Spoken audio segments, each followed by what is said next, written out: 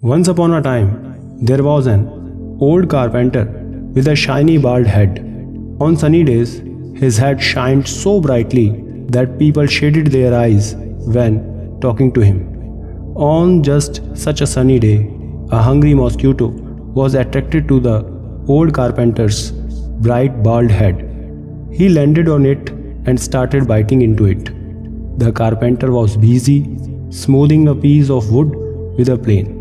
When he felt the mosquito biting him, he tried to chase him away. But the hungry mosquito would not leave such a good-looking meal.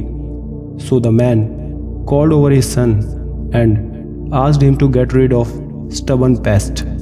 Unlike his father's shiny head, the son was not so bright, but he was hard-working and obedient. He said, "Don't worry, Dad, be patient. I will kill that bug with just one blow."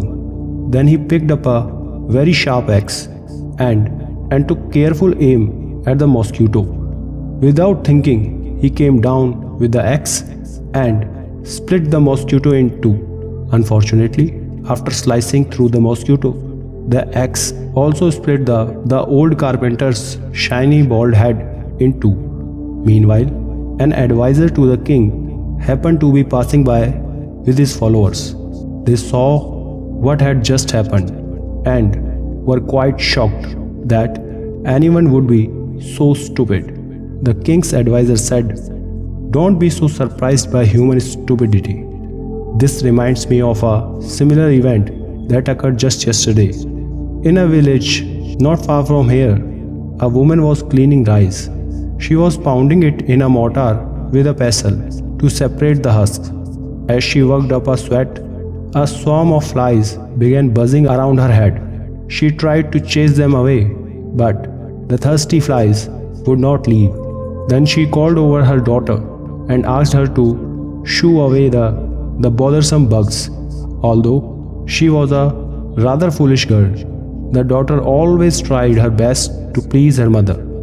So she stood up from her own mortar, raised her pestle, and took careful aim at the biggest and boldest of the flies. Without thinking, she pounded the flies to death. But of course, the same blow that killed the fly also ended her mother's life.